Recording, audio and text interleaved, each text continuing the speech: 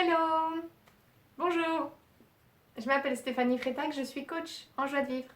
Dans cette vidéo, je vais me présenter à vous un peu plus. Et puis qu'on puisse créer un peu de lien, que vous puissiez un petit peu découvrir qui je suis pendant cet été. Je vais essayer comme ça de me dévoiler un peu plus à vous pour que vous puissiez voir un peu qui est cet être que je suis.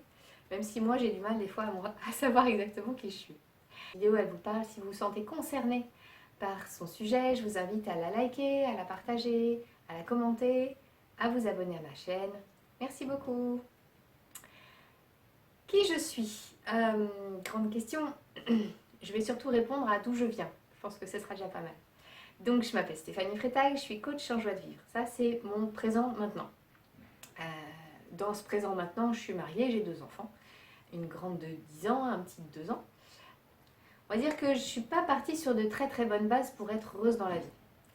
J'ai grandi dans une famille où ma mère était dépressive, mon père était alcoolique, un peu violent. Mes parents ont divorcé, j'avais 9 ans. Donc j'ai un peu ramé, j'ai enchaîné les difficultés, j'ai fait une partie de ma scolarité dans des centres pour handicapés. Bon, ça a été un peu compliqué pendant toute mon enfance. Et puis à 18 ans, je me suis carapatée de chez moi pour faire ma vie. Et disons que j'avais en exemple des parents qui étaient plus en survie qu'en vie et qu'en bonheur surtout. Et donc je ne suis pas partie avec les bonnes bases pour être heureuse dans la vie. Pour moi, la vie c'était survivre. Voilà, c'était vraiment ça. Et il m'a fallu 20 ans de thérapie de différents bords pour vraiment prendre conscience que j'étais pas heureuse et que c'était pas ça être heureux. J'ai eu la chance à 23 ans d'avoir un accident grave. Je le dis vraiment comme une chance parce que c'est ça qui m'a permis d'ouvrir les yeux. J'ai passé 2 ans paralysée avec des douleurs en permanence. Et ça a été une chance pour moi parce que déjà j'ai fait face à la médecine occidentale qui ne pouvait rien faire pour moi. Donc ça a été un peu dur déjà à gérer, mais bon. C'est ça qui m'a permis surtout d'aller regarder ce qui se passait un peu ailleurs. Et donc j'ai été étudier l'Ayurveda, les médecines holistiques. Et j'ai pu apprendre à somatiser en positif, à me mettre en guérison, à influencer mon corps avec mon mental, avec mon intention, de voir le monde de façon différente, d'ouvrir le champ des possibles. Et ça m'a été très bénéfique parce que j'ai guéri mon corps. Et une fois que mon corps était guéri, je me suis dit mais je suis pas heureuse. J'ai un boulot, j'ai un appart, j'avais un copain. Depuis on est mariés. Mais j'étais pas heureuse. Et je m'en suis rendu compte. Et du coup j'ai continué à cheminer. J'ai étudié pendant plein d'années.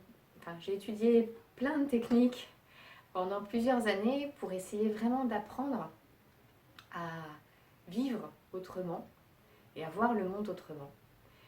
Et petit à petit, voilà, de chemin de façon un petit peu aléatoire, j'en suis venue à étudier la rigologie. Au début, j'y suis allée parce que je voulais lâcher prise, me faire du bien, reprendre contact avec mon corps. J'ai essayé d'avoir un enfant et j'y arrivais pas. Et en 2 séances, je suis tombée enceinte. J'ai fait ouah, il y a un truc, mais là, c'est pas possible, c'est magnifique, c'est magique. Et du coup, ça m'a donné envie de continuer, d'aller regarder, d'explorer un peu, voir comment ça fonctionne. Pourquoi ça a fait cet effet-là sur moi? En fait, j'arrivais pas du tout à lâcher prise. J'étais complètement dans mes tensions corporelles et intellectuelles. Et il n'y a rien qui me permettait de lâcher. Et la séance de rire m'a appris à juste m'ouvrir, me sentir à l'aise dans cette bulle-là juste de bienveillance qu'il y avait dans le groupe pour me débarrasser de toutes mes tensions corporelles. Et là, j'ai pu tomber enceinte. Et là, c'était magique. Enfin, à partir du moment où j'ai goûté à ça, j'ai plus lâché ce fil conducteur qu'est le rire. Mais ça m'a pas suffi. Donc je me suis formée enfin au début, j'y suis allée juste pour moi, parce que j'avais envie de profiter. J'y suis allée pendant 7 ans. Donc j'ai profité, et puis un jour, je me suis retrouvée dans une formation. J'y suis allée pour passer un week-end à rigoler. Et puis à la sortie du week-end, on m'a donné un diplôme en me disant c'est bon, t'es animateur. Ah bon, mais ah bon, je peux. Ah bon, bon bah pourquoi pas. Allez hop. Voilà, je me suis lancée. Bon, je me suis plantée, hein. C'était catastrophique parce que c'est pas en 2 jours de formation qu'on peut animer un groupe. Et du coup, ça m'a donné envie de continuer. Et donc j'ai appris, j'ai continué à me former encore et encore et encore. Et puis j'ai fini par faire les 4 années, enfin faire mon diplôme de rigologue expert en 4 années.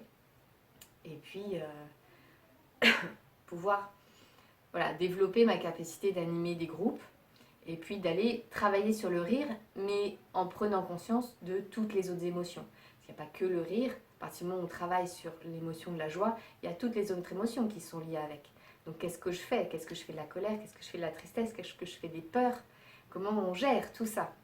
C'est intéressant de savoir ce qu'on fait quand on touche à tout ça. Et puis un jour, il a fallu que je fasse un choix professionnel. Voilà, ça faisait des années que j'étais dans un métier que je n'avais pas choisi en fait.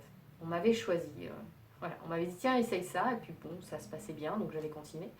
J'aimais bien mon travail, mais bon, c'était pas ça que j'avais vraiment envie de faire.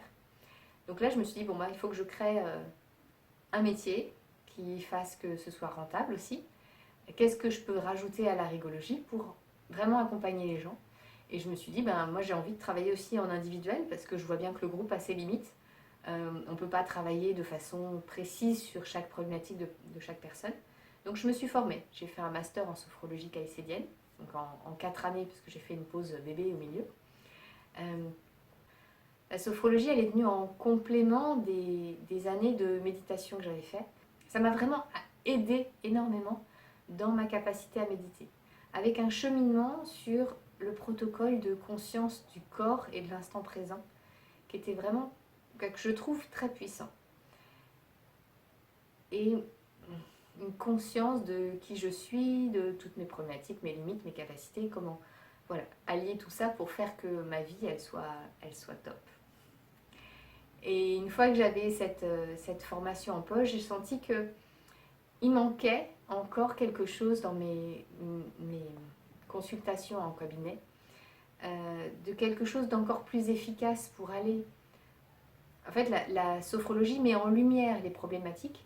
Et je me suis dit, mais il faut que je puisse avoir une technique qui m'aide à aller solutionner de ce qui est mis en lumière. C'est bien de prendre conscience des choses, mais qu'est-ce que j'en fais? Pour l'avoir vécu, il y a des moments où je sortais de sophrologie où juste, j'avais conscience que ça allait mal, mais je ne pouvais rien en faire.